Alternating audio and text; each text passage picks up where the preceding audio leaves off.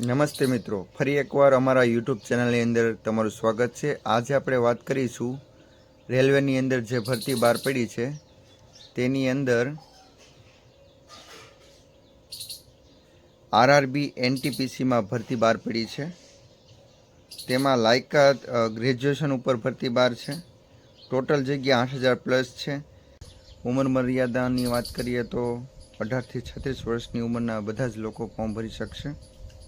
Exam ફીની વાત કરીએ તો 500 રૂપિયા છે ઓબીસી જનરલ કેટેગરી માટે, 250 રૂપિયા છે એસસી એસટી કેટેગરી માટે। ડોક્યુમેન્ટની વાત કરીએ તો નોર્મલ આ ડોક્યુમેન્ટ બધાને ખ્યાલ હોય જ તે, પણ તોય પણ એકવાર અમે કહી દેવી છે। ડોક્યુમેન્ટની અંદર એસસી એસટી માટે જાતિનો દાખલો, ઓબીસી માટે નોન ક્રિમિનલ અને જાતિનો દાખલો, અને જનરલ કેટેગરી માટે ઈડબ્લ્યુએસનો દાખલો। એ ત્રણ જેટલા દાખલા છે એ બધા નેશનલના હોવા જરૂરી છે।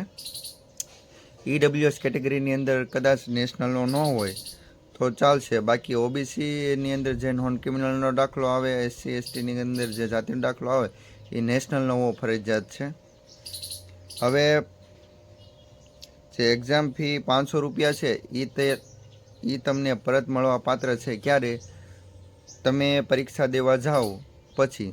જો તમે પરીક્ષા દેવા નહીં જાઓ તો તમને 400 રૂપિયા ફી પાછી મળશે નહીં।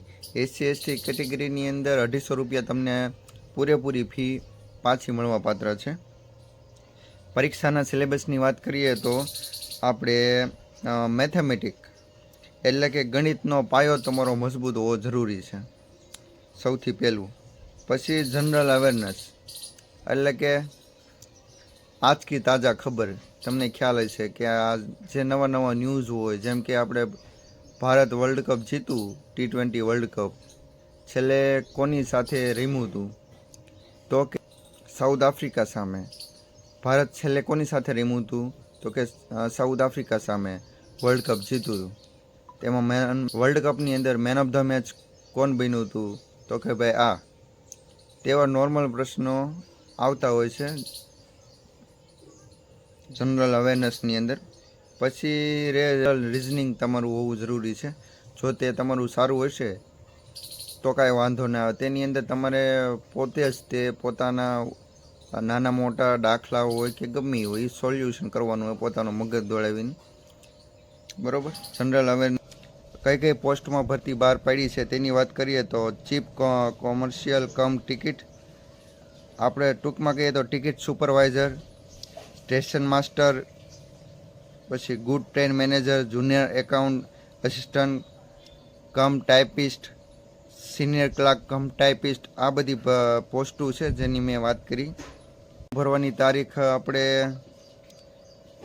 14/10/2024 થી 15/10/2024 સુધી છે। આમાં એક વાત સારી કહેવાય કે 16/10/2024 થી 25/10/2024 નો એક તમને સમયગાળો આપ્યો છે, જેની અંદર તમે જો જાતે ફોર્મ ભરતા હોય તો કોઈ પણ પ્રકારની ભૂલ થઈ હોય તો તેનો સુધારો કરી શકો છો, તેની તારીખ આપેલી છે। અને જો વિડીયો તમને સારો લાગ્યો હોય તો લાઇક એન્ડ સબસ્ક્રાઈબ કરવાનું ભૂલતા નહીં। વોટ્સઅપ ગ્રુપની લિંક વિડીયોની ડિસ્ક્રિપ્શનમાં આપેલી છે।